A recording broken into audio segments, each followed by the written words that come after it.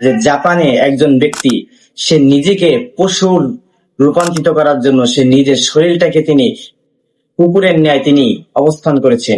সামাজিক তথ্য প্রযুক্তির মাধ্যমে আমরা যে বিষয়টি নিয়ে আমরা সোশ্যাল মিডিয়ার মাধ্যমে আমরা যে বিষয়টি আমরা দেখতে পাচ্ছি, সেই বিষয়টি হচ্ছে যে জাপানে একজন ব্যক্তি সে নিজেকে পশুর রূপান্তরিত করার জন্য সে নিজের শরীরটাকে তিনি কুকুরের ন্যায় তিনি অবস্থান করেছেন। তো এই বিষয়টি নিয়ে আমরা সোশ্যাল মিডিয়ার মাধ্যমে আমরা দেখছি যে ব্যাপক পরিমাণ মানুষ কথা বলছে, ব্যাপক পরিমাণ লেখালেখি হচ্ছে। সে বিষয়টি হচ্ছে জাপানে ওই যুবক, তার নাম হচ্ছে টোকো, সে নিজেকে কুকুরের ছোটবেলা থেকে তার একটি আশা ভরসা যে সে বড় হয়ে সে এমন হবে যে কুকুর তার নিজের চোখ দিয়ে তিনি পৃথিবীটা তিনি কিভাবে দেখে, তার ছোটবেলা থেকে তার এই স্বপ্ন ছিল। তো সে নিজেকে এই বাস্তবায়ন করার জন্য আমরা সোশ্যাল মিডিয়ার মাধ্যমে দেখলাম অনেকেই বলছে তিনি 220 কোটি টাকা খরচ করেছে। এই বিষয়টি একেবারে গুজব এবং তথ্যবিহীন কথা।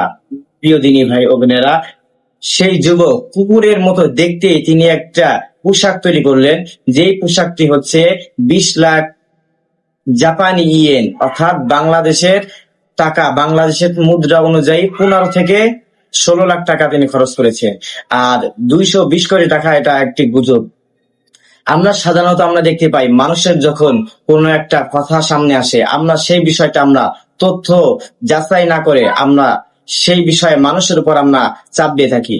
এই বিষয়ে আল্লাহ পাক রব্বুল আলামিন কুরআনুল কারীমে 26 নম্বর পারা সূরাতুল হুজুরাতের 6 নম্বর আয়াতের মধ্যে আল্লাহ তাআলা বলেছেন, ইয়া আইয়ুহাল্লাযিনা আমানু ইন জাআকুম ফাসিকুম বিনাবাইন ফাতাবায়ানু, হে ঈমানদারগণ, তোমরা ফাসিকদের কোনো কথাবার্তা তোমরা যাচাই বাছাই ছাড়া তোমরা তাদের কথাবার্তা তোমরা গ্রহণ করো না।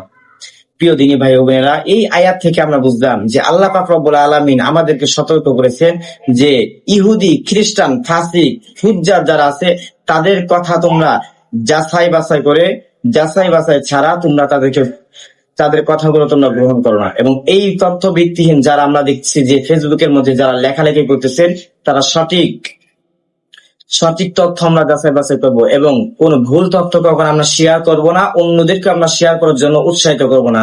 আমার সামনে যে বিষয়টা আগে আসবে সেই বিষয়টা আমি ভালোভাবে গবেষণা করব। গবেষণা করার পর যখন দেখতে পাবেন যে বিষয়টি বাস্তব, তখন আপনি বিষয়টা আপনি শেয়ার দিতে পারেন বা আপনি লাইক দিতে পারেন। এর আগে আমরা দেখতে পারি, যেমন কিছুদিন আগে আমরা দেখেছি যে আমাদের বাংলাদেশের একজন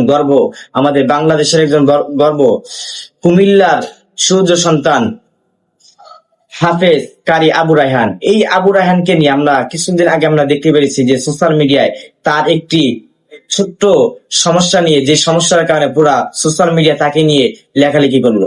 অথচ আপনি একজন মানুষের বিষয়ে আপনি লেখালেখি করতেছেন, শুধু আপনি একটা লেখা ফেসবুকে দেখছেন যে আবু রায়হান এই করছে, কিন্তু আপনি বাস্তবে জানেন না।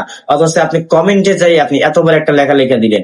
এই বিষয়ের জন্য কিয়ামতের দিন প্রত্যেকটা ব্যক্তি তার নিজকৃত কর্মের জন্য আল্লাহ তাআলার কাছে দায়বদ্ধ রাখবেন। আল্লাহ তাআলা আমাদের সকলকে এই সমস্ত গুজব থেকে, এই সমস্ত তথ্য ভিত্তিহীন কথা থেকে আল্লাহ তাআলা আমাদের এই জাতিকে